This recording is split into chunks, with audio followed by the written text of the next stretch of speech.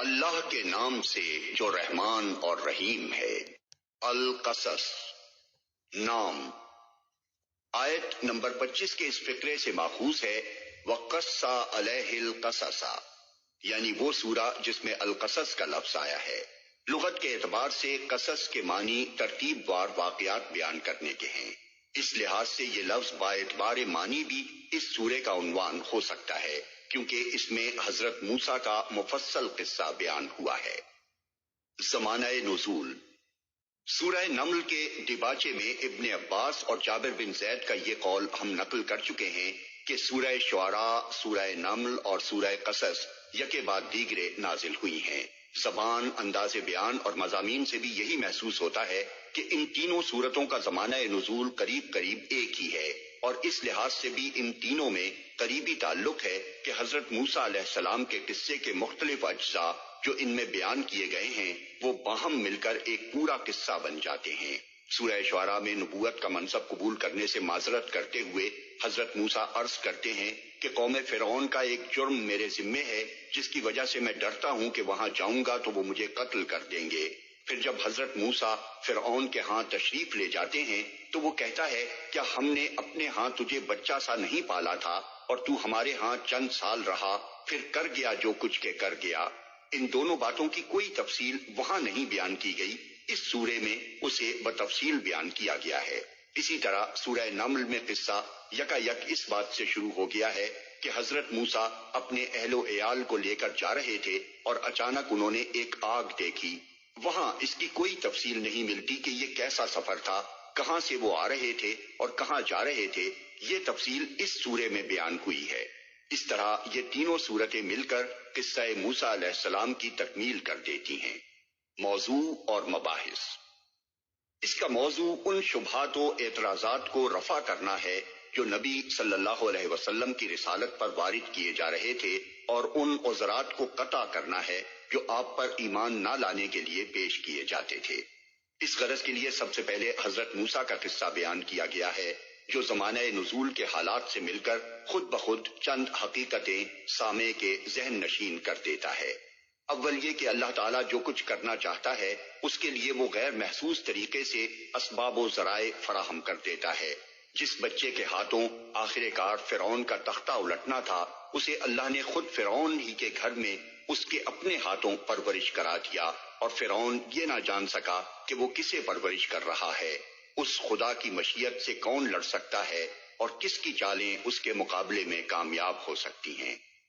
دوسرے یہ کہ نبوت کسی شخص کو بڑے جشن اور زمین و آسمان سے کسی بھاری اعلان کے ساتھ نہیں دی جاتی۔ تم کو حیرت ہے کہ محمد صلی اللہ علیہ وسلم کو چپکے سے یہ نبوت کہاں سے مل گئی اور بیٹھے بٹھائے یہ نبی کیسے بن گئے، مگر جن موسیٰ علیہ السلام کا تم خود حوالہ دیتے ہو کہ لولا اوتیا مثل ما اوتیا موسیٰ، انہیں بھی اسی طرح راہ چلتے نبوت مل گئی تھی، اور کسی کو کانوں کان خبر بھی نہ ہوئی تھی کہ آج طور سینا کی سنسان وادی میں کیا واقعہ پیش آ گیا۔ موسیٰ خود ایک لمحے پہلے تک نہ جانتے تھے کہ انہیں کیا چیز ملنے والی ہے، آگ لینے چلے تھے اور پیغمبری مل گئی۔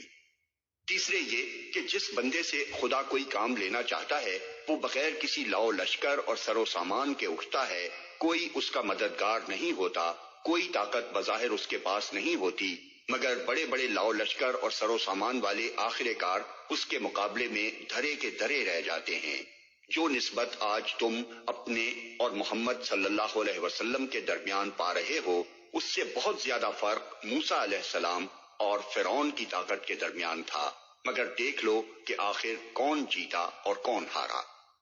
چوتھے یہ کہ تم لوگ بار بار موسیٰ کا حوالہ دیتے ہو کہ محمد کو وہ کچھ کیوں نہ دیا گیا جو موسیٰ کو دیا گیا تھا، یعنی عصا اور ید بیضا اور دوسرے کھلے کھلے معجزے۔ گویا تم ایمان لانے کو تو تیار بیٹھے ہو، بس انتظار تو یہ ہے کہ تمہیں وہ معجزے دکھا دیے جائیں جو موسیٰ نے فرعون کو دکھائے تھے، مگر تمہیں کچھ معلوم بھی ہے کہ جن لوگوں کو وہ معجزے دکھائے گئے تھے انہوں نے کیا کیا تھا، وہ انہیں دیکھ کر بھی ایمان نہ لائے تھے۔ انہوں نے کہا تو یہ کہا کہ یہ جادو ہے، کیونکہ وہ حق کے خلاف ہٹ دھرمی اور عناد میں مبتلا تھے۔ اسی مرض میں آج تم مبتلا ہو۔ کیا تم اسی طرح کے معجزے دیکھ کر ایمان لاؤ گے؟ پھر تمہیں کچھ یہ بھی خبر ہے کہ جن لوگوں نے وہ معجزے دیکھ کر حق کا انکار کیا تھا ان کا انجام کیا ہوا؟ آخر کار اللہ نے انہیں تباہ کر کے چھوڑا۔ اب کیا تم بھی ہٹ دھرمی کے ساتھ معجزہ مانگ کر اپنی شامت بلانا چاہتے ہو؟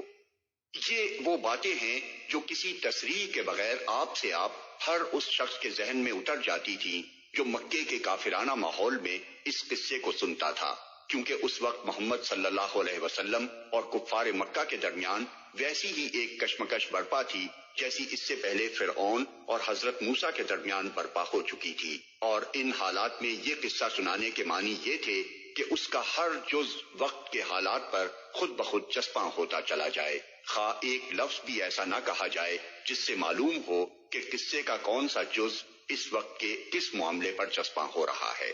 اس کے بعد 5ویں رکوع سے اصل موضوع پر براہ راست کلام شروع ہوتا ہے۔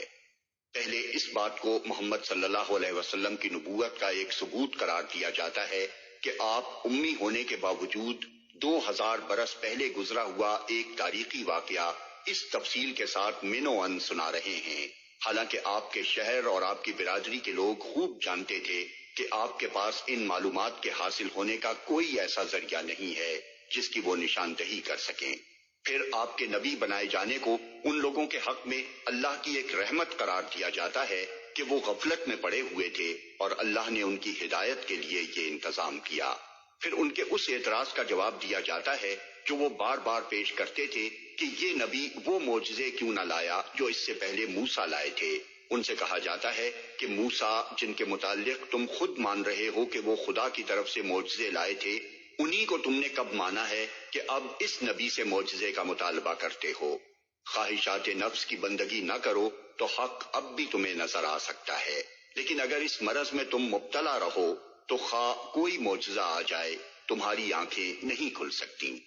پھر کفار مکہ کو اس واقعے پر عبرت اور شرم دلائی گئی ہے جو اسی زمانے میں پیش آیا تھا کہ باہر سے کچھ عیسائی مکہ آئے اور نبی صلی اللہ علیہ وسلم سے قرآن سن کر ایمان لے آئے، مگر مکے کے لوگ اپنے گھر کی اس نعمت سے مستفید تو کیا ہوتے، ان کے ابو جہل نے الٹی ان لوگوں کی کھلم کھلا بے عزتی کی۔ آخر میں کفار مکہ کے اس اصل عذر کو لیا جاتا ہے جو نبی صلی اللہ علیہ وسلم کی بات نہ ماننے کے لیے وہ پیش کرتے تھے۔ ان کا کہنا یہ تھا کہ اگر ہم اہل عرب کے دین شرک کو چھوڑ کر اس نئے دین توحید کو قبول کر لیں تو یکا یک اس ملک سے ہماری مذہبی، سیاسی اور معاشی چودراہٹ ختم ہو جائے گی، اور ہمارا حال یہ ہوگا کہ عرب کے سب سے زیادہ بااثر قبیلے کی حیثیت کھو کر اس سرزمین میں ہمارے لیے کوئی جائے پناہ تک باقی نہ رہے گی۔